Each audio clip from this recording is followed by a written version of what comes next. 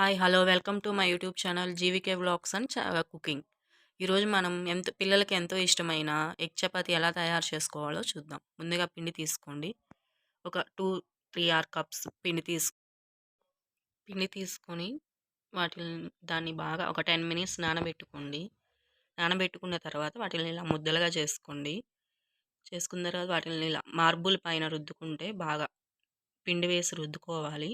బాగా ఇలాగా ఒక 2, 3 చేసుకోండి. పిల్లలు ఒకటి తింటేనే వాళ్ళకి కడుపు నిండిపోద్ది. ఎగ్ బేస్ చేయడం గదా! వాళ్ళకి ఎంతో ఇష్టంగా తింటారు. మామూలు చపాతీ అయితే తినరు. తర్వాత ఒక ఉల్లిపాయ, కొత్తిమీర, అలాగే ఒక పచ్చిమిర్చి ఇలా కోసుకోవాలి. పిల్లలు తినరు ఉల్లిపాయ అంటే, కానీ కొందరు తింటారు. ఇప్పుడు ఒక టీ స్పూన్ కారం, ఒక టీ స్పూన్ ఉప్పు, ఒక టీ స్పూన్ గరం మసాలా పొడి వేసుకొని ఒక 2 ఆర్ 3 ఎగ్స్ తీసుకొని దాన్ని బాగా మిక్చర్ చేసుకోండి.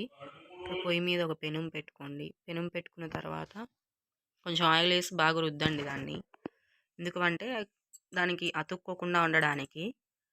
తర్వాత దానికి చపాతీ వేయండి. వేసిన తర్వాత కొంచెం దాన్ని ఒక 2 టైమ్స్ అటు ఇటు తిప్పి దాన్ని బాగా కాల్చుకోండి. బాగా కాల్చుకోవాలి. దాన్ని ఒక 2 టైమ్స్ అటు ఇటు తిప్పుకొని బాగా కొంచెం రోస్టెడ్ చేసుకున్న తర్వాత మనం మిక్చర్ చేసుకున్న ఎగ్ ఉంది కదా, దాన్ని వేసుకొని బాగా కొంచెం అటు ఇటు చపాతీ మొత్తం అయ్యేటట్టు చేసుకోవాలి.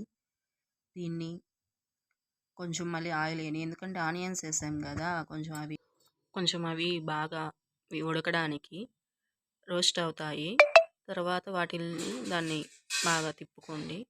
ఆయిల్ వేసుకున్న తర్వాత ఏంగానే ఇలా అయితే వస్తుంది. బాగా పొంగుతుందనమాట. చూడండి, కావాలంటే మళ్ళీ కొంచెం ఆయిల్ వేసుకొని తీసుకొని దాన్ని బాగా పొంగుతుంది.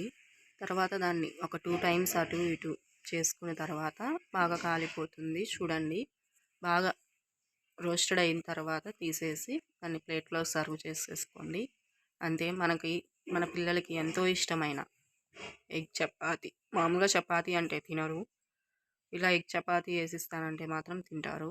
అందువల్ల దాంతో పాటు ఎగ్ అంటే తెలిసిందే కదండి, మనకి పిల్లలకి బాగా ఇష్టం.